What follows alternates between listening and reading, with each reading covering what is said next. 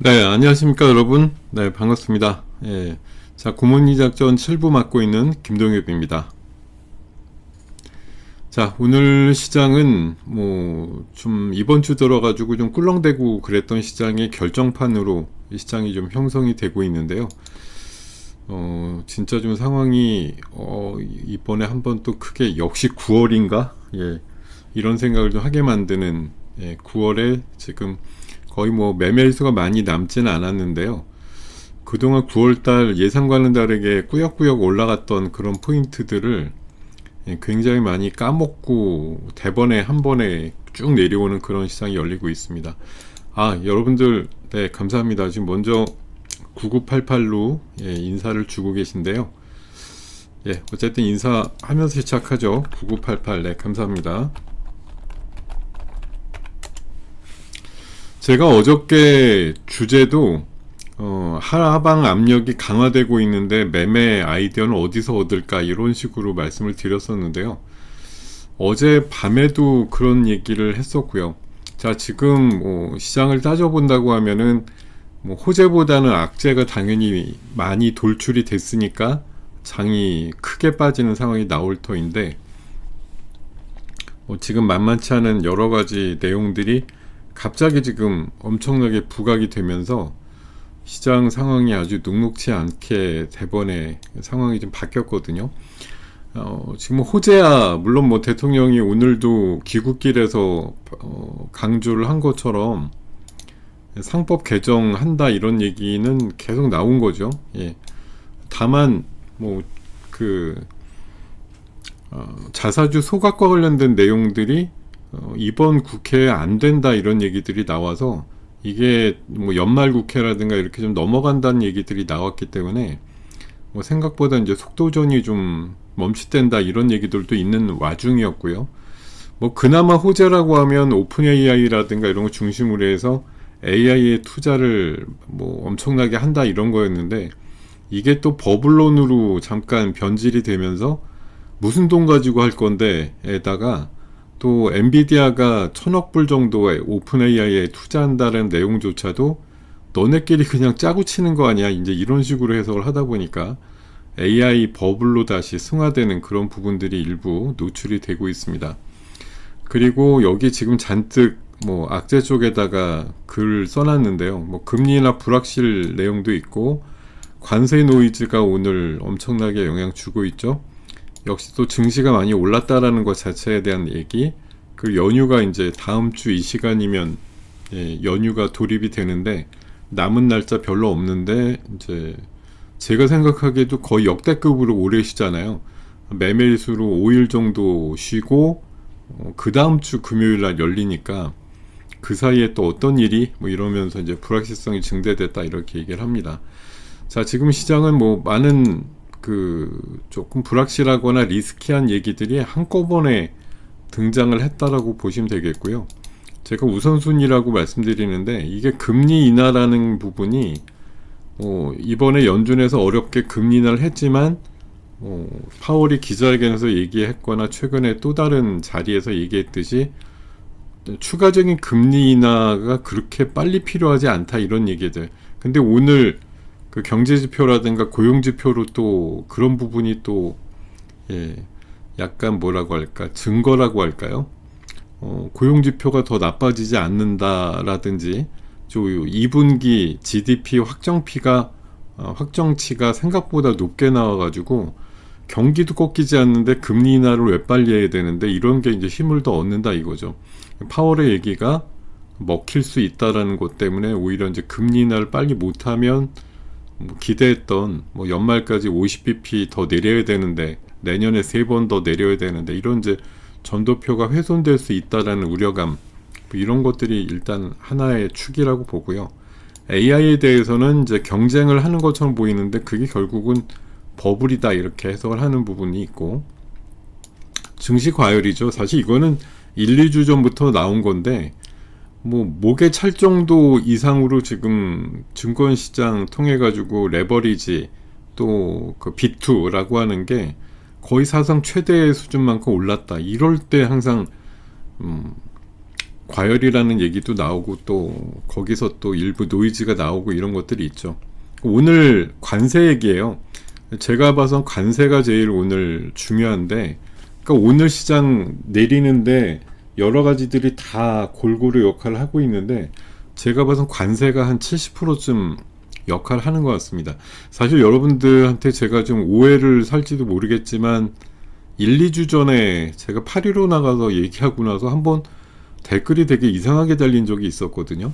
그러니까 뭐냐면 관세 부분에 대해서 우리가 이제 뭐 파리 안으로 굽는 생각이니까 당연히 뭐 그렇게 생각하는 게 합리적이라고 저도 생각은 들어요. 그러니까 이번에 우리는 몰랐었는데 7월 말에 가서 정상회담 하고 나서 바로 알려진 사실이 아니잖아요. 사인을 안 하고 왔다라는 게. 근데 사인을 뭐 했으려니 하고 생각했지만 여전히 그냥 뭐 그렇게 해서 15%로 낮췄으니까 아니라고 생각하고 증시가 그냥 무난하게 계속 가고 있었단 말이에요. 근데 2주 전에 대통령의 기자회견에서 사실이 드러난 게 사인 안 했다라고 해가지고 이게 국익에 오히려 뭐 위반이 되거나 내가 사인했으면 차라리 뭐 탄핵될 뻔했다 이렇게 강하게 얘기를 하니까 또 뭐 면면을 보면은 이제 미국의 무리한 요구에 대해서 우리는 좀 어느 정도 방어를 치고 버텼다라는 내용으로 또 해석을 하다 보니까 이것도 잘했네 뭐 이런 생각이 있었습니다. 그리고 최근에 유튜브에 보면은 그런 내용들이 많이 나와 있어요. 그러니까 유럽이나 일본도 하지 못했던 관세에 대한 저항을 우리가 했다라고 하면서 이게 미국을 굉장히 당황시키고 있는데 뭐 잘한 거야, 뭐 잘했어, 뭐 일단 질렀어, 뭐 이렇게 반응들이 주류를 이루고 있었는데 오늘 새벽 사이에 트럼프가 한 방 그냥 꽝 매긴 거 아니에요? 3,500억 불 선불로다 빨리 입금해 이렇게 한마디 해버리니까 그동안 우리가 나름대로 방어를 잘했다 아니면 지연 전략을 해가지고 뭔가 좀 장기화 대비한다던가 이런 식으로 갔던 부분이 한마디로 그냥 다 도미노처럼 쓸어버려진 것처럼 그런 현상들이 지금 나오고 있는 거죠. 이런 여러 가지 얘기들이 좀 나오고 있다고 보고요. 제가 어저께 야간 방송을 통해서도 이런 시장에 대한 우려감을 좀 일부 표시를 했었습니다. 어저께 제가 야간 방송 때 요즘 시장의 키워드라든가 모습을 한마디로 뭐 표현을 해달라고 해가지고 제가 가랑비도 비다라고 얘기를 했거든요. 이번 주 들어서 며칠 계속 밀리기도 하는데 가랑비에 사실 한 번 가랑비에 옷 별로 안 젖죠. 근데 여러 번 맞다 보면 비가 촉촉하게 이제 옷을 적시는 경우가 있는데 어제 그제 이틀 빠질 때도 보면 삼성전자가 방어가 되다 보니까 지수가 많이 안 빠지는 거예요. 장중에는 그저께도 40포인트 빠졌다가 뭐 10몇인가 이렇게 끝났고 어제도 10몇 빠지다가 마이너스 한 1포인트 이렇게 끝났기 때문에 삼성전자가 역할을 해주다 보니까 이게 시장은 아무 끄떡없이 괜찮아 이제 이런 생각들 하는데 이번 주 들어가지고 가장 좀 표면적으로 안 좋았던 부분이 뭡니까? 상승 종목보다 하락 종목이 배 이상 많이 나오는 거. 오늘은 심지어 상승 종목이 전체 종목 중에 한 8%밖에 안 돼요. 근데 어제 그제 이번 주 들어서는 계속 흐름이 상승 종목이 100개면 하락 종목이 200개 이런 식으로 1대2 비율로 별로 좋지 않았거든요. 그래서 제가 말씀드린 게 아니 확률상으로 떨어지는데 먹을 수 있는 종목을 고르기가 어려운 시장이라고 하면 마구 열심히 할 필요가 없는 거 아니냐 그런 말씀을 좀 드렸었는데요. 제가 하물며 오늘 아침에 그 와우밴드의 메시지에다가 공개 메시지를 통해서 뭐 제 글을 좀 평소에 기다리고 계신 분들한테 이런 식으로 좀 보냈어요. 와우밴드에다 올려놨습니다. 여기 한번 조금 읽어보겠습니다. 어제 야간방송 주제가 가랑비도 비다였는데 잘나가던 증시 이렇게 한두 방 맞으면 되게 많이 올랐으니까 하면서 위로를 삼는다. 근데 내 계좌 줄어드는데 이게 그냥 손 놓고 말 게 아니다. 잘나가던 증시가 며칠만 삐끗하면 내 계좌가 녹아내린다. 3전으로 지수 방어하면서 개별주는 3에서 5%씩 퍽퍽 빠지고 있다. 현재 하락 요인은 파월의 증시 고평가론, 미국 경제 지표가 호조를 보이면서 추가 금리가 지연될 수 있다라는 우려감, 그리고 한미의 관세 협상 분위기, 트럼프가 오늘 강공 발언을 한 거, 그리고 바이오 관세 100% 매기겠다고 얘기한 거, 몇 가지 더 있겠지만 그러면서 이제 파생되는 효과가 있죠. 환율이 갑자기 급등했다, 또 금리도 안 빠지고 있고 이런 상황들이 나오면서 여러 가지 백데이터들이 또 증시의 하락을 부추기는 그런 현상들이 있고요. 연휴가 코앞인 것도 하나의 이유가 될 수 있겠다. 여러분, 계좌는 지켜야 된다. 그래야지 늘릴 수 있다. 그래서 제가 오늘 가이드 계좌에 어제도 제가 좀 데미지가 있었지만 오늘 아침에 트럼프의 발언이라든가 이런 거 감안했을 때 조금 위험하겠다 이런 생각이 들어가지고 제가 가이드 계좌에 한 6종목이 있었는데 한 종목 제가 그냥 원래 장기적으로 보는 거 하나 빼놓고는 나머지 종목은 50%씩 그냥 아침 시초가에 시장가 매도를 했어요. 그냥 아침에 그냥 팔았습니다. 시가에. 사실 어제 팔았으면 조금 더 좋았겠지만 오늘 추가적인 하락이 나올 것 같아가지고 그냥 좀 변동성을 줄이자 이런 생각으로 팔았어요. 그러니까 한 3분의 1 정도 현금이 만들어지더라고요. 현금이 한 30% 수준까지 만들어졌었는데 이거는 나중에 지금 오늘 시장이 제가 뭘 맞췄어요 이래가지고 공치사를 하려는 것도 아니고 누구는 계속 상승한다면서 비난하려고 하는 것도 아닙니다. 지금 현실적으로 지금 이런 시장 3,500을 3포인트 남을 때까지 올라가다가 지금 어쨌든 고점에서 100포인트가 지금 단번에 내려왔단 말이에요. 3,400을 깼으니까. 아무리 가랑비다 소낙비다 해도 비는 피하는 게 상책이다라고 말씀을 드리고요. 그 와중에 그래도 코인하고 로봇 쪽은 일부 오늘 오르는 종목이 하나도 없는 건 아니니까요. 올라가는 섹터가 있습니다. 대표적으로 로봇이 하나가 있고요. 하나는 코인 쪽에서 그래도 움직임들이 있고 약간 비만 쪽도 조금 움직이는 게 있는데 강도는 좀 약한 편이고 어쨌든 제가 요즘 들어서 이번 주 들어가지고 좀 말씀드린 내용들의 본류는 계속 어제도 그랬지만 3,500에 초근접하는 시장이라고 하면 위로 열려있는 포인트가 별로 없다.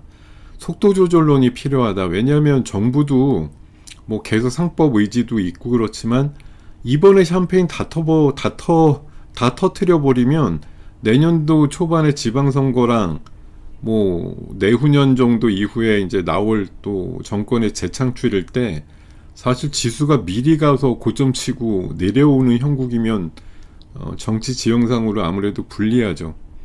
우리 지수가 3,500이다 4,000이다 뾰족하게 가면 거기에서 개마고원처럼 쭉 수평으로 몇 달이고 1년이고 가는 장이 아니잖아요.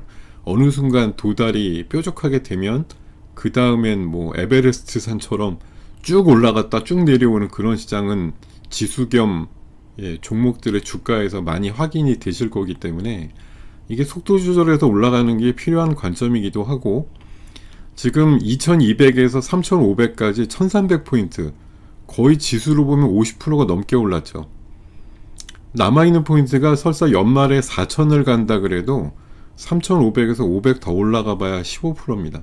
그러니까 50%가 이미 올라왔는데 바닥에서 위로 남아있는 건 생각보다 남은 포인트가 많지 않다라는 거. 그러니까 우리가 물론 종국에 정부에서 주장하는 5000포인트라는 건 제가 봐서는 정부의 생각은 약 제가 봐서 한 2년 뒤쯤이에요. 지금 바로 5000 보내자 이거 아니고. 근데 이제 우리 마음만 빨리 급해지고 이런 거지. 하여튼 그렇게 좀 생각이 드는 거고요. 어쨌든 남아있는 포인트가 많지 않다 보니까 단기적으로 연말이든 내년 초가 아마 제가 봐선 제 개인적으로 목표를 갖고 있다고 하면 내년 지방선거 때쯤 4천 비슷하게 좀 만들어 놓을 가능성이 있지 않을까? 그런 생각이 좀 듭니다. 그때쯤 그렇게 만들어 놓고 소강 상태 보이다가 정권 재창출이 필요한 어떤 결정적인 시기에 4,500, 5,000 가까이 만들어 놔가지고 이번 정부만큼만 하면 다시 정권 조두되겠어 이렇게 생각이 들게끔 만들겠다는 게 정치인들의 보관이 아닐까요? 미리 다 터트려 놓으면 오늘인가 내일인가 여의도에서 불꽃 축제 아마 내일인가 하는 걸로 알고 있는데, 진짜 뭐 불꽃을 다 미리 다 터트려 놓으면 나중에는 수습하기 바쁘잖아요. 그런 상황들이 나올 수 있음이라고 봅니다. 자, 여러 가지 얘기가 있는데 사실 우리가 과열됐다라는 얘기들 한두 번 들은 건 아니에요. 3500이라고 하는 사상 처음의 지수대를 아주 초근접으로 가다 보니까 결국 역사적으로 한 번도 거스르지 못했던 결과가, 솔직히 B2의 상황이 끝까지 갔을 때 더 받을 수가 없어서 막 증권사마다 싸우고 지점마다 더 달라고 하고 이렇게 막 악유가 일어나고, 너네 지점보다 우리 게 먼저 써야 된다 이런 식으로. 그러니까 고액 자산가들 B2 해가지고, 아니면 돈 더 하여튼 레버리지 태워가지고 하시겠다는 분들, 신용공여 받아갖고 투자하신 분들의 수치가 최고치 수준까지 올랐다고 했을 때 그게 뻑이 안 나는 경우가 있던가요? 사실 그게 언제냐의 문제일 뿐이지, 신용잔고가 정말 이마에 끝까지 찼다 이럴 때, 항상 저도 지점에 있을 때 보면 늘 그랬던 것 같아요. 지점별로 막 싸워.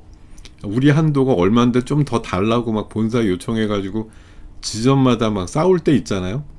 그때가 늘 꼭지였어요, 보면은.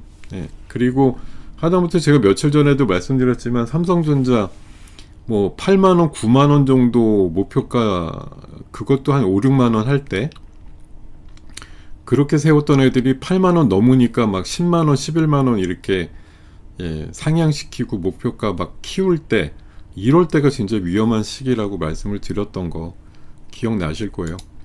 그리고 지금 파월이 며칠 전에 아무도 얘기 안 하는 거 얘기했잖아요. 다 알고는 있는데 얘기는 안 한 거죠. 더럽게 비싸다고 얘기하는 거.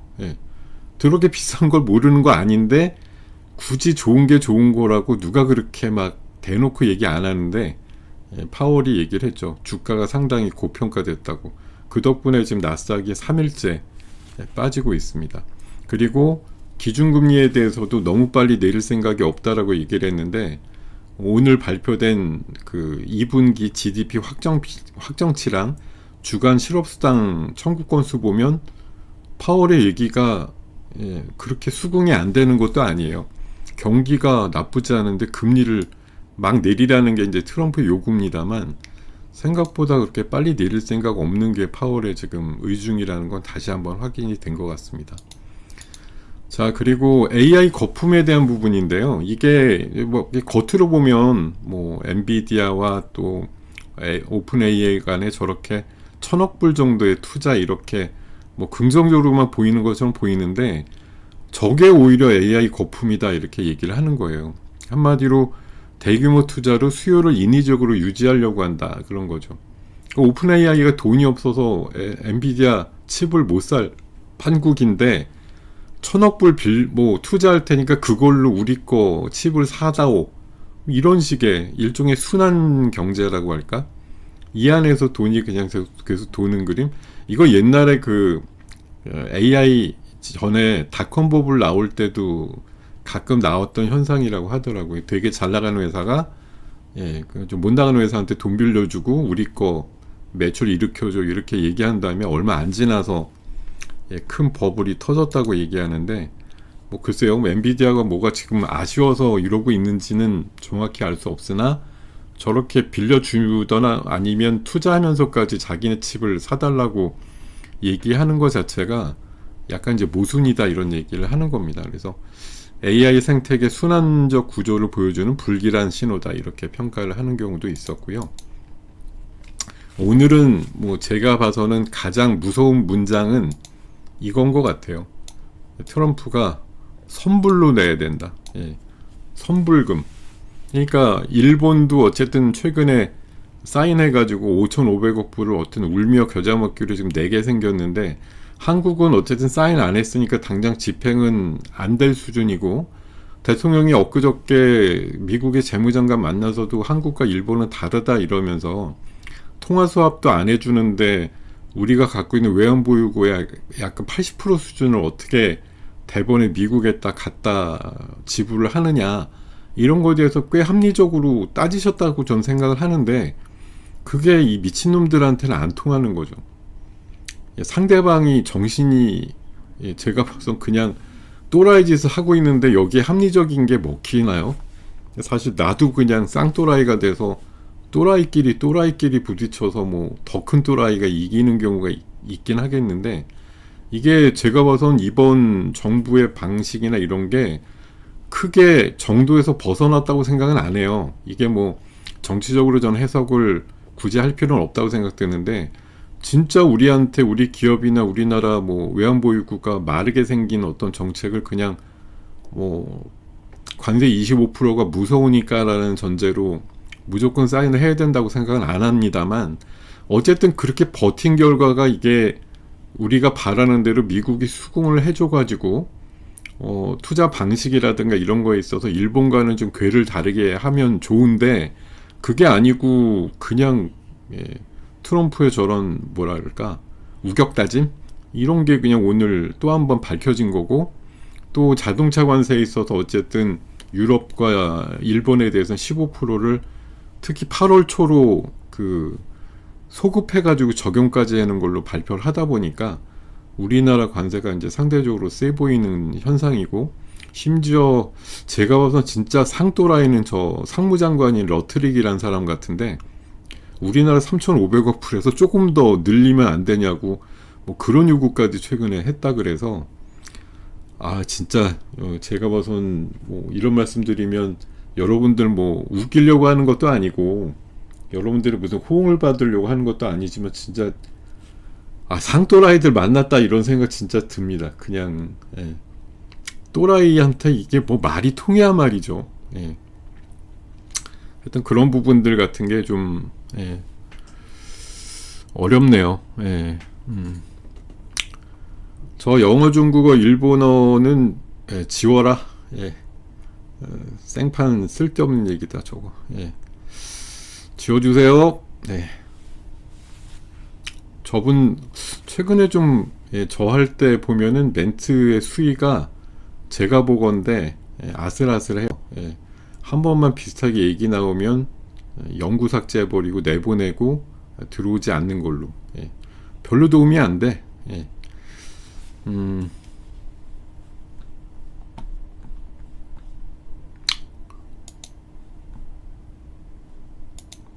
자, 뭐 이런 얘기들이 오늘 한 60-70% 비중 차지하는 거고, 여기에 이제 스프 뿌린 거 또 하나가 이거죠.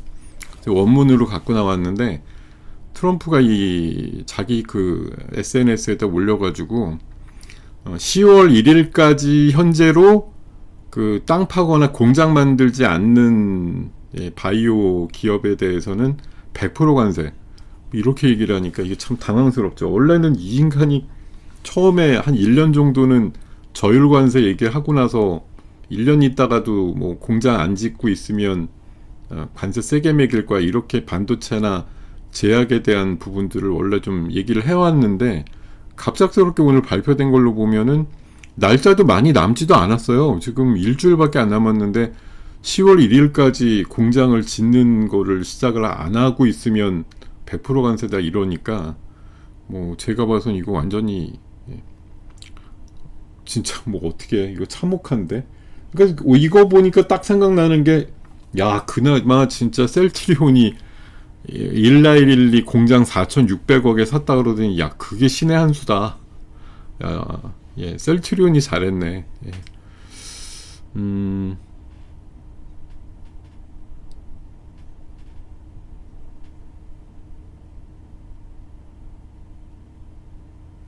뭐 이런 생각이 들더라고요. 자, 하여튼 제가 보건데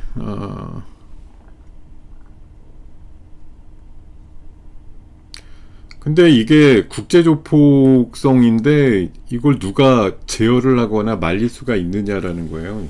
그냥 하고 싶은 대로 미국 대통령이 막 소리 지르면서 하고 싶다고 했을 때 이걸 지금 누가 말리냐. 뭐 옛날 같으면 좀 웬만하면 뭐 유엔 사무총장이나 이런 사람들이 뭐 제어도 하고 그랬는데, 이번에 유엔 기조연설 가가지고 유엔을 엄청 욕하고 왔잖아요. 어떤 그 뭔가를 모아놓은 거에 비해서는 되게 역할을 못한다면서 엄청나게 hir난을 하고 왔으니 UN 대표나 이런 사람들 격 모여가지고 뭘 결의를 하고 얘기를 해도 트럼프가 뭐 한마디도 안 듣겠죠. 그냥 너네는 너네대로 떠들어라, 나는 하고 싶은 대로 그냥 한다, 이런 거 같습니다. 어쨌든 저쨌든 제가 봐서는 뭐 국익에 대한 해석 문제가 앞으로 계속 나올 것 같습니다. 뭐 제 생각과는 아무 상관도 없이 어느 게 진짜 국익이냐에 대해서 굉장히 진영 논리가 또 나올 것 같은 게, 이게 사실 우리나라의 또 자충수예요. 우리가 단결을 해서 뭘 대응을 해도 지금 힘든 판이라고 보는데, 보나마나 또 뭐 여야 또 관점에서 극과 극의 반응이 나올 거잖아요. 그냥 버틴기자 이렇게 뭐 소리 지르는 사람도 나올 거고, 왜 사인을 안 했냐며 이런 굴욕을 당하느냐 이렇게 또 하는 사람도 있을 거고, 하여튼 뭐 많은 사람들의 의견이 나오면서 우리 자체적인 시각과 뭐 의견 자체가 통일되지 않는다라는 것도 어떻게 보면 우리 시장이 안고 있는 또 불협화음과 불확실성, 이런 것들의 이제 단초라고 보시면 될 것 같고, 자, 그리고 뭐 금리에 대한 부분도 있습니다. 지금 아까도 말씀드렸듯이 실업수당 청구 건수가 예상보다 적게 나오니까 고용지표가 뭐 생각보다 나쁘지 않은데 이런 거고, 저 GDP가 또 잠정피보다 0.5% 넘게 나와가지고 확정을 하다 보니까 미국 경제 튼튼한데 뭐 금리를 왜 빨리 내려, 이런 생각 하게 만든다는 거죠. 자, 그리고 환율 부분입니다. 뭐 어쨌든 최근에 1350원대까지 좀 강세를 떴던 환율이 다시 1410원 정도 순간적으로 돌파하는 흐름까지 나오다 보니까요. 이게 항상 제가 말씀드리죠. 원화 강세가 될 때가 어쨌든 시장이 좋은 것인데, 원화 약세로 지금 갑자기 돌변이 되다 보니까, 물론 뭐 원화 약세 끝단에서는 또 외국인들이 유입이 되죠. 이거 이상 약세가 진행되지 않고 다시 강세로 돈다라는 어떤 기대값이 있으면 그때 외국인들이 막 사요. 원화까지 같이 먹으려고 사는 경우가 있는데, 지금 뭐 오늘의 수급만 보면은 추가 약세를 생각을 하고 있는 건지, 어쨌든 1410원에서 갑자기 사자가 들어오거나 이러진 않는 걸 보면 추가 원화 약세를 좀 용인하든지 아니면 뭐 스스로 끌고 그렇게 가겠다는 건지 하는 그런 생각이 일부 있다, 이렇게 좀 말씀을 드리고요. 자, 지금 미중 간의 부분도 그렇습니다. 이게 다음 달 에이펙 때 이제 뭐 만난다 정도까지는 얘기가 나오고, 회담을 할 거냐 말 거냐에 대해서 뭐 서로 지금 입장들이 다르더라고요. 우리는 뭐 회담까지 하면 좋은데, 제가 이것도 일주일 전에 나가서 그랬어요. 회담을 하는 것까지는 좋은데 결과가 좋을지에 대해서는 좀 반신반의다라고 말씀드렸는데, 여전히 관세를 가지고 뭐 미국에선 압박을 하지만 히토류 가지고 중국이 개기다 보니까 협상이 안 돼요. 서로 좋고 좋게. 뭐 이번에 틱톡도 사실은 새벽에 트럼프는 행정명령을 하긴 했는데, 저는 그 부분도 중국이 진짜 팔기로 한 게 맞는 건지도 약간 좀 의심스럽긴 해요. 뭐 전화를 해가지고 어느 정도 됐다고 하는데, 중국에서는 사실 별 반응이 없는데 미국은 이미 그냥 됐어 이러고서 행정서명까지 하고 이 난리인데, 하여튼 뭐 중국이 히토류 가지고 계속 장악을 한 상태에서 개기고 있는 한, 미국이 또 어떤 뭐 기가 막힌 히토류의 뭐 광산이나 이런 것들 소스를 찾아갖고 중국의 어떤 이런 비중을 좀 확 덜 수 있는 방안이 나오지 않는 한, 이거 어떻게 보면 미중 간의 이 갈등과 관세 협상도 계속 루즈하게 길어질 가능성도 있다는 거죠. 이것도 별로 그렇게 썩 좋진 않은 거. 하여튼 매듭이 안 져진다라는 거, 그게 제일 좀 우려가 큰 부분인 것 같습니다. 자, 그리고 뭐 참 이런 것도 좀 약간 슬픈 얘기예요. 그러니까 어저께 대통령이 귀국하기 전에 월가 찾아가지고 코스피 5천의 비전을 알리고, 우리나라 안정돼 있고 뭐 계엄 이전 수준으로 다 돌아왔고 하니까 우리나라에 대해서 이제 투자를 확대해달라 이런 얘기를 어제 많이 하셨을 것 같아요. 했는데 오늘 막상 벌어진 일을 보면은 외국인들이 주도해가지고 현선물 다 팔고 있고 이러다 보니까 이게 월가 가지고 저렇게 얘기한 부분이 뭐 물론 하루치에 불과한 오늘의 해석이지만 이게 무슨 좀 제가 공허하다고 써놨는데 그 말을 고지고대로 들은 놈들은 없는 거냐 오늘 기준으로 뭐 그런 생각이 들기도 합니다. 제가 오늘 참 어려운 와중인데 한 종목 오늘 제가 회원들과 아침에 문자 나누면서 요 종목은 오늘 될 것 같아요. 예, 장이 어렵지만 이거는 하나 될 것 같다라고 얘기 드린 종목이 하나 있었거든요. 예, 지금 살짝 모양이 좋은데 대화제약이라고 얘가 지금 아까 뭐 장중에 마이너스도 났다가 지금 한 4% 정도 올라와서 뭐 엄청난 건 아니지만 어쨌든 오늘 시장 대비해 보면 양봉 나 있는 종목이 뭐 몇 개 없을 거 아니에요. 그런 정도로 보면 오늘 굉장히 양호한데 이거는 이제 며칠 전에 저 상비스타게 칠 때 중국 쪽의 치매 치료제 관련해서 이제 중국에서 뭐 승인받았다 이런 건들 때문에 급하게 올랐던 적이 있어서 요게 한 반 정도 내려왔으니까 오늘 좀 해볼만 하다 그래서 제가 16,470원에 샀거든요 아까. 그랬다가 그냥 17,000원 위에다가 걸어놓고 말았는데 좀 나갔네요. 지금 뭐 모양은 17,400원대까지 올라가는데 오늘 뭐 제약바이오가 사실 그 미국 쪽에서 나온 관세 100% 생각해보면 뭐 좀 우울한 얘기죠. 10월까지 공장 착공이나 이런 것들이 일어날 확률이 있는 기업이 사실 몇 개나 되겠어요. 일주일밖에 안 남았는데 그러면 미국에다 뭐 수출할 때 관세 100% 매긴다 이렇게 대본에 얘기를 하니까 이게 사실은 제가 알기로는 뭐 우리나라 직접 대상보다는 스위스라든가 이런 쪽, 스위스가 사실 이번에 고율 관세 맞았잖아요. 그 뭐가 스위스 대통령하고 트럼프랑 얘기하다 뭐가 좀 틀어져가지고 스위스가 되게 그런 그 바이오 중간재라든가 이런 것도 수출이 많은 나라거든요. 미국에다가.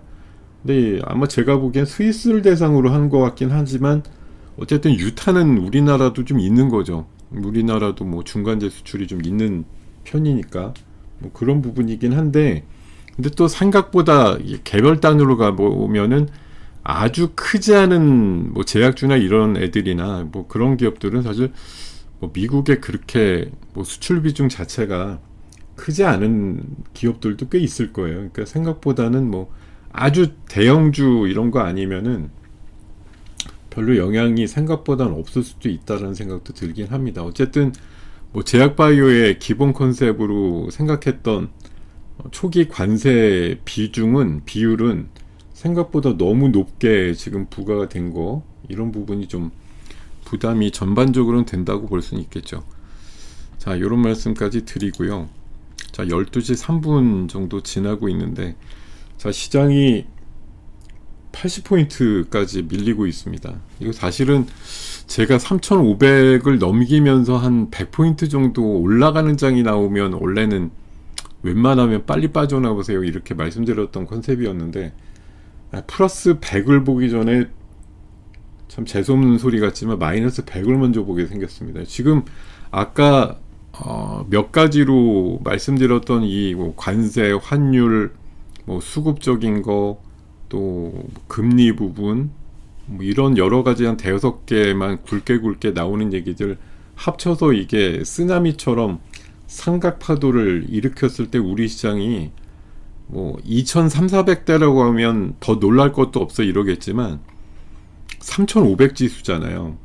엊그저께 우리가 3,497을 찍었던 지수이기 때문에 한마디로 백척간두에 있는 시장이라서 흔들림이 심한 거죠. 뭐가 이렇게 밑에서 흔들기 시작하면 좌우 진폭이 꽤 커지는 그런 상황들이 만들어지는 거고 여기에서 오늘 같은 날 사실 이게 뭐 시장에서 어제 제가 한국경제TV 나가서 사실 그런 말씀을 좀 드렸거든요. 뭐라 그랬냐면은 맨날 사실 어느 증권 케이블도 다 비슷하지만 마치 오늘 또는 내일 주식을 시작하는 사람들 대상으로 얘기하는 것처럼 많이들 얘기한단 말이에요. 그러니까 뭐 빠져도 사면 돼요. 저가로 사기 좋아요. 예, 뭐 이런 얘기 중심으로 맨날 하죠. 그러니까 뭐 올라도 사는 것도 그렇고, 뭐 빠지면 또 빠졌으니까 사라 그러고, 늘 사라 이거밖에 없는데, 야, 들으시는 분들 8, 90%는 100% 가까이 아니면 레버리지 태워가지고 주식을 잔뜩 갖고 있는 사람들인 게 분명한데, 얘기의 초점은 사실 맨날 주식 새로 시작하는 현금 100% 갖고 있는 사람 대상으로 하는 것처럼 얘기를 하는 게 저는 솔직히 좀 마음에 안 들었다. 그런 말씀 드렸기도 했었는데, 자, 뭐 어저께 제가 일부 경고를 했다고 한들, 근데 제가 그런 얘기 드렸죠. 어차피 올라도 내려도 개인들 못 판다. 예. 오르면 당연히 포모 현상 나오니까 못 팔고요. 내리면 이만큼 올랐는데 이 정도도 안 빠지겠냐며 또 넉넉한 인심을 보여주시면서 안 팔아요. 그러다 이제 꽤나 데미지가 중첩이 되면 이제 그때부터 불안을 갖게 되시는 상황들이 만들어지는데, 대화제약이 지금 막 엄청 날아가네요. 17,000원, 600원대까지 큰 상승 나름대로. 지금 종목 중에 확 눈에 띄는 건 시장 많이 꼬라박을 때 대표적으로 올라가는 저 제주은행 같은 애들, 항상 저 지수 크게 조정받을 때 올라가는 그 몇 개 추심업체들, 이게 그 막 공여 쓴 사람들 있잖아요. 레버리지 그분 분들 지금 이번에 며칠만 빠지면 또 막 뭐 신용이 부족해요, 담보 부족해요, 이런 얘기 나올만 하니까 저런 추심업체 관련주들 같은 게 또 난데없이 올라가는 아주 얄미운 행보를 보이기도 하거든요.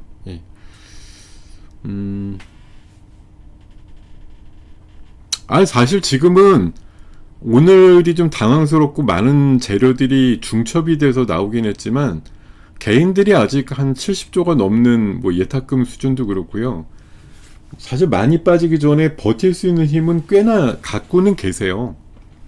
그리고 사실 엊그제도 뭐 더 비싸고 좋은 가격이 있었지만 가격이 더 좋아졌으니 이번 기회에 놓치지만, 포모라는 게 이럴 때 나오는 거죠. 이번 기회에 놓치면 큰일 난다, 이렇게 생각하시기 때문에 아마 제가 봐선 개인들 매수가 빠질 때마다 더 강화될 흐름일 가능성이 높거든요.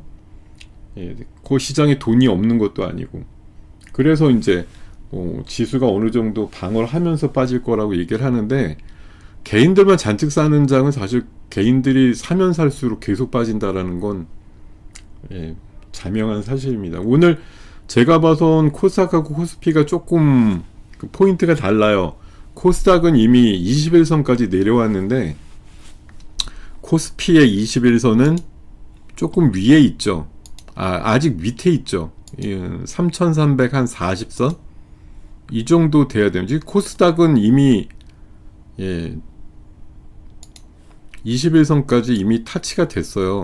근데 코스피는 삼성전자가 며칠 방어가 되면서 좀 느리게 내려왔기 때문에 상대적으로 아직까지 21선까지 밀려있지가 않습니다. 21선까지 내려오려면 아직도 한 4, 50 정도 남았거든요. 물론 뭐 21선까지 내려오면 무조건 반등하느냐도 아니고, 꼭 21선까지 내려오냐에 대해서도 뭐 여러 가지 아규가 있겠지만, 뭐 제가 봐서는 21선 또는 심지어는 조금 더 약해지면 61선 정도까지도 열어놓고 보는 게 나을 것 같고, 지금 아까 일종의 폭탄인데 악재성으로 갑자기 구름 안개 속에 있던 악재들이 몇 개쯤 돌출이 갑자기 됐잖아요. 금리도 안 내린대, 미국 경제지표 괜찮아서 금리도 안 내린대, 환율도 1,400원대 훌쩍 돌파를 했어. 트럼프가 조금 들어줄 걸 줄 알았더니 의외로 강경하게 나가니까 좀 우리가 오히려 이번에 이제 수세에 몰리게 된 상황이에요. 이게 물론 제가 아까 말씀드린 걸 너무 오해하지 않으셨으면 좋겠는데, 저도 우리나라가 제일 좋은 안으로 협상이 되고 일본이나 유럽보다 더 협상이 잘 돼가지고 좋은 위치에서 매듭이 져지기를 누구보다도 바라죠. 진짜 우리나라가 왜 일본도 못 해주고 있는 방산이나 조선이나 뭐 이런 것들, 원전이나 이런 거 통해 가지고 미국이 좀 한풀 누그러지고, 그렇지 일본하고 좀 다르게 한국은 몇 가지 참고할 사항이 있으니까 너무 핏대를 올리지 않았으면 좋겠어. 이렇게 결론이 나면 정말 좋겠는데, 이게 우리가 몇 가지를 제안을 하는데도 아무 상관없이 돈은 돈대로 더 내. 그게 또 GDP라든가 이런 규모 대비해서 사실 우리 설정되어 있는 금액이 큰데요. 이걸 그냥 마냥 일본처럼 방식으로 똑같이 적용하겠어 이렇게 계속 우겨대면 뭐 일부 학자는 물론 그렇게 얘기를 하죠. 미국한테 저렇게 돈을 낼 3,500억 불을 수출 기업들 지원해주면 그게 더 나아. 트럼프 어차피 3년이면 끝나. 그 기간 안에 끽 하고 써봤자, 아니면 관세 25% 맞아도 그래봤자 우리가 피해보는 거 한 200억 불밖에 안 돼. 근데 3,500억을 다 넘겨주고 언제 찾을지도 모르는 걸 하는 것보다는 그게 낫다. 그렇게 지금 하시는 분들도 많단 말이에요. 뭐 일간 충분히 저도 이해합니다. 그런 셈법도 맞겠다 싶은데 아직 트럼프가 한 3년 남았다라는 게 문제죠. 예. 인도처럼 막 50% 맞는 뭐 그런 지경도 트럼프 사실 그냥 한마디로 좀 죄송한 표현이지만 야마 돌면 뭘 해도 막 찔러댈 사람인 거 우리가 모르는 바 아니잖아요. 뭐 막무가내잖아요. 뭐 합리적인 게 통하나요? 그 양반이 만약 승질을 내서 뭘 한다 그랬을 때 한국이니까 뭐 이 정도 봐줘. 뭐 이게 통하냔 말이에요. 그동안 지금 여러 가지 했던 거 보면은 뭐 우리나라가 특별히 우대받는다든지 이런 느낌이 거의 없단 말이에요. 그러니까 그 진짜 실력 대 실력, 뭐 협상의 기술 대 기술 이렇게 부딪혀야 되는데 그냥 진짜 양쪽 다 상또라이 짓 하면서 뭐 어떻게 뭐 그냥 강대 강으로 부딪혀서 뭐 해야 되는데 이게 참 쉽지 않습니다. 뭐 물론 여기 저를 포함해서 많은 분들이 뒤에서 팔짱 끼고 얘기는 이것저것 막 할 수 있습니다. 근데 제발 그러진 않았으면 좋겠어요. 예, 우리 뭐 대신해서 지금 열심히 뭐 협상하고 있는 사람도 있고, 뭐 비선에서 막 챙기고 있는 사람들, 뭐 여러 계층들이 있을 터인데, 저는 어쨌든 우리가 뭐 위임을 한 거잖아요.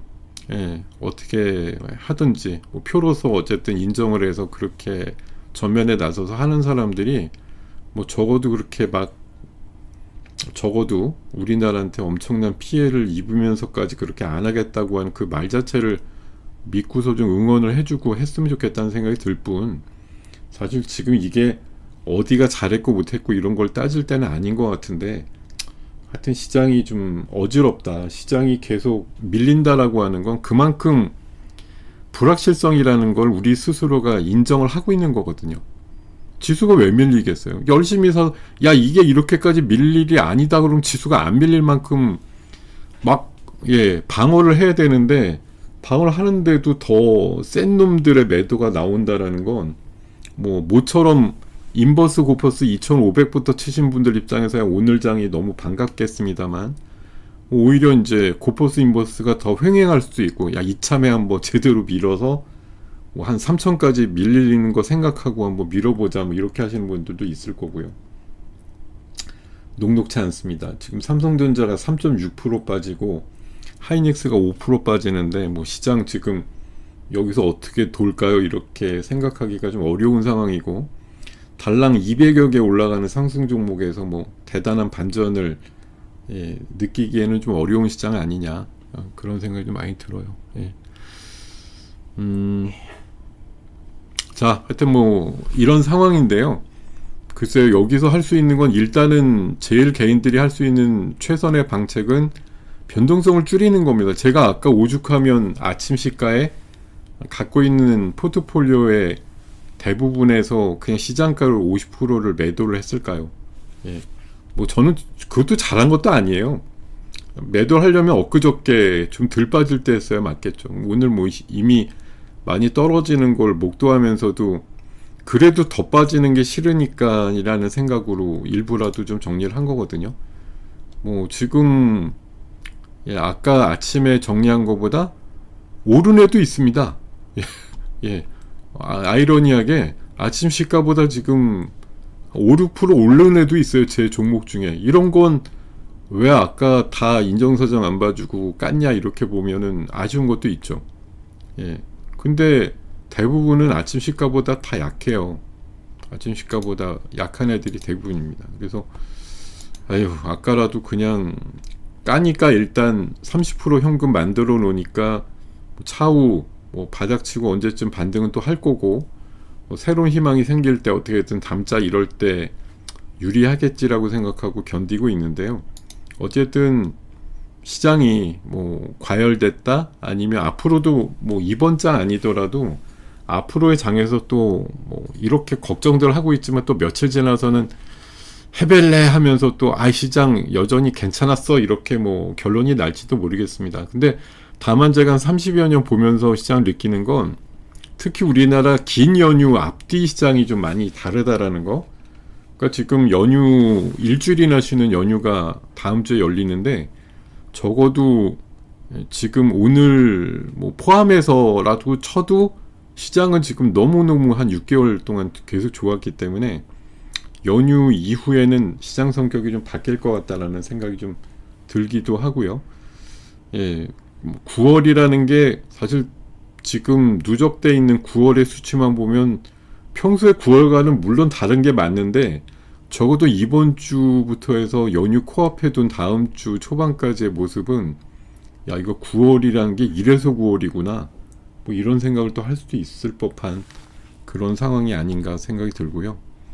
자, 여기서도 어쨌든 견뎌야 되겠다 이렇게 생각이 드는 거, 오늘 시장 사실 몇 개 올라가는 섹터가 없는데 그나마 코인하고 로봇이 좀 강하고 원전 쪽에서 조금 움직임 있고 화장품 일부 진짜 없어요. 오늘은 올라가는 게 200개인데 여기서 올라가는 게 이겁니다 이렇게 얘기 드리는 게 무슨 의미가 있겠습니까? 사실 의미는 없는데 전 적어도 이런 것 같아요. 그러니까 지금 어떤 시장이 되더라도 모든 종목이 다 빠지진 않거든요. 9.11 사태 났을 때 한 종목 빼고 다 내려 이런 상황이 자주 오지도 않지만 늘 그런 건 아니기 때문에 제가 봐서는 어쨌든 이 와중에도 상대적으로 덜 빠지던지 심지어 올라가까지 하는 그런 섹터와 종목들이 있는데, 어제 공교롭게도 이 네이버가 두나무를 품겠다고 해서 나온 부분, 네이버가 만든 코인에 대한 파장, 이게 크죠.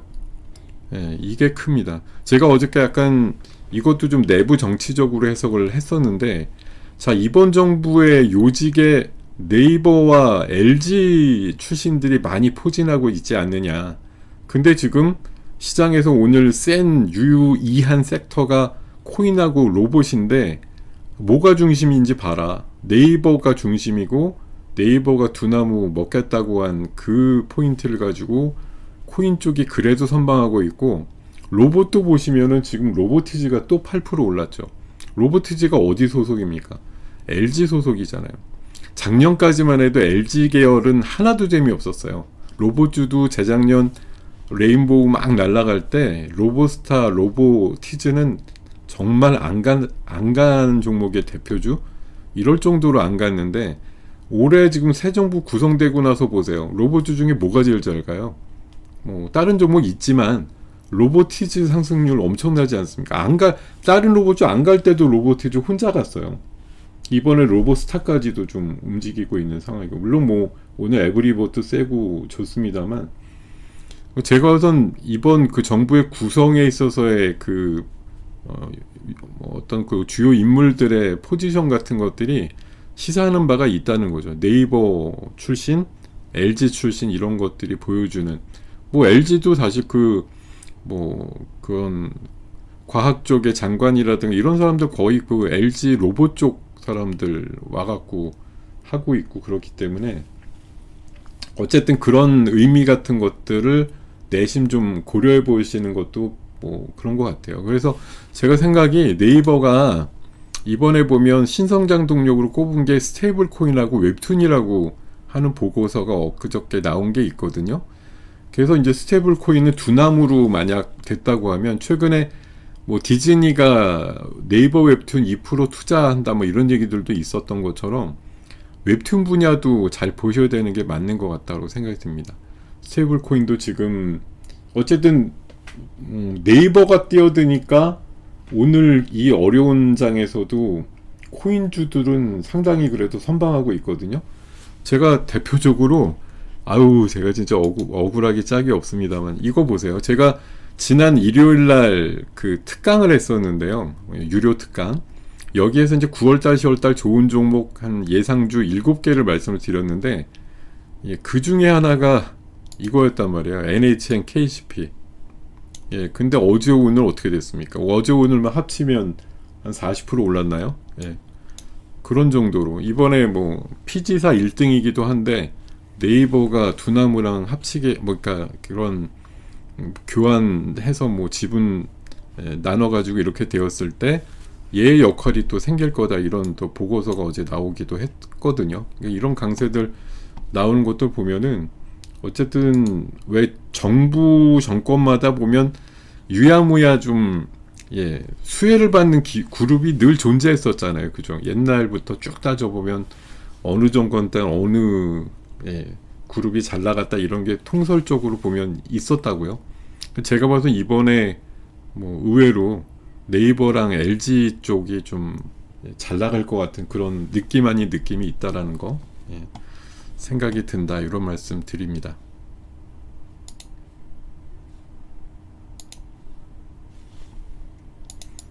지금 이게 뭐 제가 만든 건 아니지만 뭐 네이버의 참전을 통해 가지고 스테이블 코인이 이제 판이 한마디로 커진 거죠.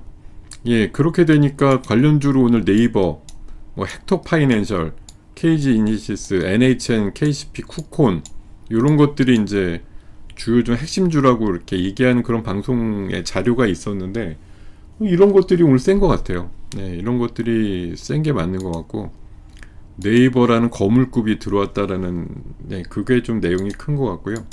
그나마 휴머노이드도 이렇죠. 애트리 같은 그 전자 그런 통신연구원에서 차세대 휴머노이드 브레인 개발 착수 얘기도 있지만 오늘 에브리보 센데요. 국적과제에 참여해가지고 AI 모듈 쪽에 뭐 매출이 청신호다 이러면서 오늘 14% 올라가는데 자 하여튼 뭐 로보티즈도 최근에 그 세미로버 로봇손 뭐 오픈AI 공개 이슈 때문에 크게 오른 것도 있었고 지금 장에서 뭔가 탈출구 내지는 이제 뭐 약간 피신주 이런 것들로 보는 게 결국 지금 코인하고 로봇만 살아있다 이런 그림인 것 같고요.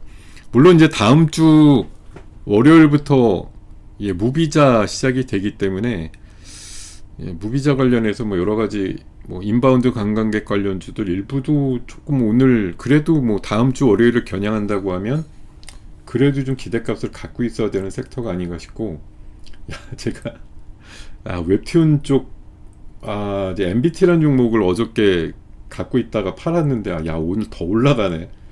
예, 3,900원대까지 제가 저거 며칠 전에 3,300원에 샀다가 3,000원 깨지는 바람에 예, 혼났다가 3,700원대 어제 잘 팔고 나왔다고 생각했는데 오늘 아침엔 뭐 3,500원대였는데 지금 그나마 이쪽 계열이 세니까 네이버라든가 이런 것들 강세가 나오고 막 이러니까 지금 MBT도 다시 3,900원대까지 올라가면서 강한 모습 보여주고 있습니다.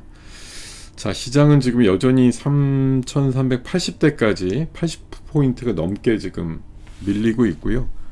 뭐 수급적으로 한번 봤을 때 외국인들이 선물을 한 6,000계약 이상 팔았고 예, 개인들이 지금 한 9,000억대 이상의 매수가 지금 만들어지는데 사실 이거는 뭐 시장이 안 될 때 나오는 전형적인 모습인데 개인들은 엄청 사고 기관 외국인은 거기다 이제 없고 뭐 이런 현상들이 계속 나오고 있는 것으로 보이고요.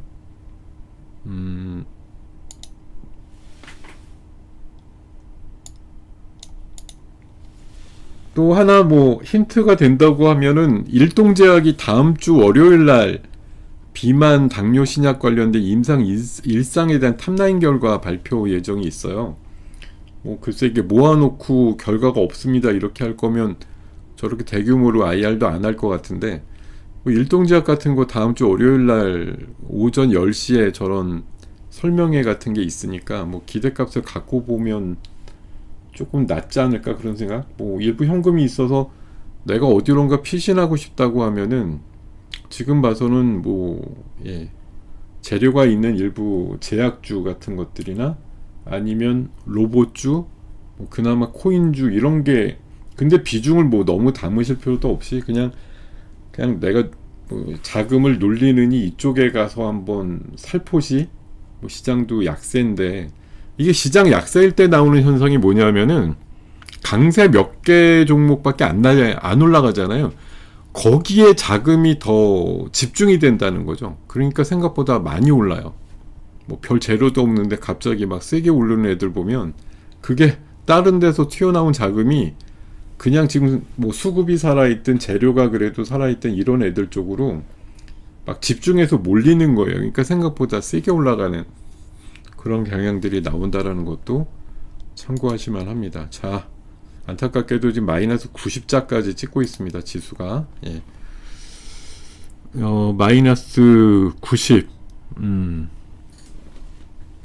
마이너스 90입니다. 예.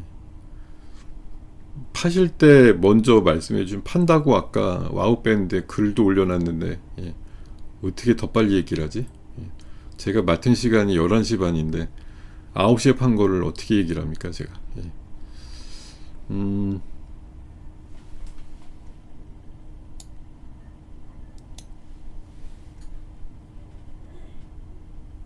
네, 뭐 종목은 다행히 많은 분들이 이제 물어보시지. 아우, MBT 4,000원 넘었네요. 예. 아이쿠야.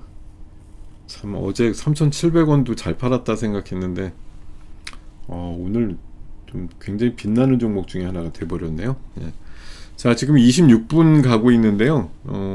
지금 뭐 먹방 리스트 일부 수정해봤는데, 뭐 여전히 그래 조정기지만 삼성전기 양호하고, 히토류 쪽 미중 간의 분쟁 계속 있기 때문에 히토류 관련해서 뭐 종목 견적, 한라캐스트 아직 그래도 추세 안 깨지고 잘 버티고 있고, NHN KCP도 저는 뭐 괜찮은 것 같아요. 지금 코인 쪽으로 봤을 때 몇 안 되는 양호한 종목이고, 사실 개인적으로는 뭐 Y바이오는 계속 말씀드리지만 뭐 일일비 할 필요 없다고 저는 계속 말씀을 드리는데, 일단 원래는 얘 패턴이 금요일날 되게 센 패턴의 연속인데, 오늘은 워낙 시장이 충격적으로 빠지다 보니까 그런 걸 좀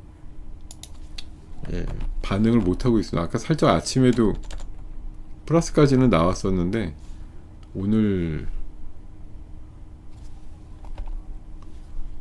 반응이 뭐 얘도 어쩔 수 없는 거예요 지금.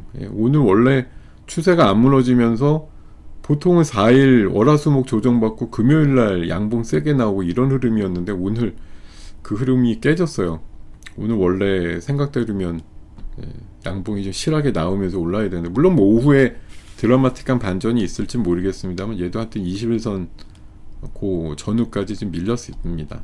뭐 추세는 아직 완벽하게 깨진 건 아닌데, 저는 이 종목은 어쨌든 뭐 하루하루 일비 할 게 아니라 한 2년 정도의 목표를 두고서 그냥 적립식으로 분할해서 매일 뭐 오르든 내리든 매일 10시에 사자, 이렇게 5주 10주 계속 그렇게 가보는 전략이 좋겠다고 오늘도 강조드립니다. 자, 여러분들과 지금 1시간 가까이 얘기를 하다 보니까 시간이 12시 28분까지 이르렀습니다. 아까 제가 11시 반에 시작할 때가 지수가 한 70 정도 내외였거든요. 근데 지금 88에서 90까지 조금 더 내려가고 있고, 여러 가지 상황들이 조금 더 불편하게 흘러가고 있습니다. 참 안타까운데요. 어쨌든 지금 우리가 며칠 상관에 해야 될 일은, 어쨌든 앞으로 이제 내일 되면 뭐 남은 오후도 있지만 다음 주 되면 또 며칠간의 그 일주일 넘는 연휴 기간 때문에 이제 장이 안 열린다. 이것도 하나의 또 약간 불안한 요인이에요. 지금 어차피 고점에서 이제 막 조정이 시작됐다고 했을 때 미국도 3일 연속으로 빠졌는데, 과연 파월의 저 발언의 어떤 맥락이 얼마나 갈 거냐, 이런 부분도 좀 아직은 살펴볼 이슈기도 하고. 근데 저는 한 2, 3일 정도 갈 거라고 생각했는데 3일째까지 갔단 말이에요. 오늘 우리는 또 막상 왕창 빠졌는데, 미국은 모르죠. 이게 관세에 대한 부분도 미국도 그런 것 같아요. 그러니까 한국이 개긴다가 뭐 대단한 이슈는 아니겠지만 트럼프가 저렇게 정리했다, 그러니까 정리하는 식으로 꽝 못을 박았다라는 게 글쎄요, 미국한테는 또 긍정적으로 보일 수 있는 시각이 있는 건가 하는 생각도 좀 들기도 합니다. 왜냐하면 결국은 시소 게임을 한다 그러면 누구한테 좋은 건 누구한테는 안 좋은 거 아니에요. 지금 전 세계 조류라고 하는 게 위닝이 아니거든요. 그냥 너 죽고 나 살자 이런 거지. 예, 아니면 같이 죽자. 예, 이런 거니까. 같이 살자는 없는 것 같아요. 지금 보면은. 자, 그런 의미로 좀 보시면 될 것 같습니다. 자, 여러분들, 네, 오늘 들어주시느라고 고생 너무 많으셨습니다. 어려운 장에서 참 보시기 힘든 장인데, 저는 좀 그런 생각 들어요. 어쨌든 가랑비도 피하는 게 상책이다라고 보는 거고, 늘 이럴 때 우리가 이제 반등 나오면 좀 줄여야지 이렇게 다짐하는데, 기다리는 조정 최근에 없었던 것처럼 사실 내릴 때 보면 또 기다리는 반등이 잘 안 나와요. 그러니까 그 전날, 그 당일날 그냥 뭐 대충이란 말이 좀 조심스럽지만 대충 파는 게 그 다음날 반등보다 쓸 때가 많아요. 그러니까 파시고자 하는 그런 뭐 리스크가 커졌다 이렇게 생각이 들면 반등 기다리시는 것보단 당일날 그냥 확 좀 줄여 놓는 게 더 중기적으로 봤을 때 유리하더라 이런 생각이 좀 들었다는 거 마지막으로 말씀을 드리겠습니다. 자, 5장에도 좀 어렵지만 힘을 내시고요.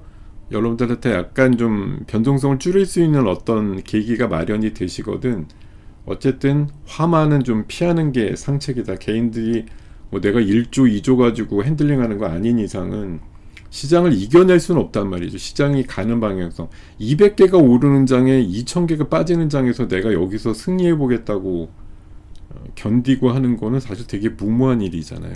예. 그런 부분들을 꼭 감안을 하시길 바라겠습니다. 자, 여러분과는 다음 주에 뵙도록 하죠. 네, 고맙습니다. 여러분 감사합니다.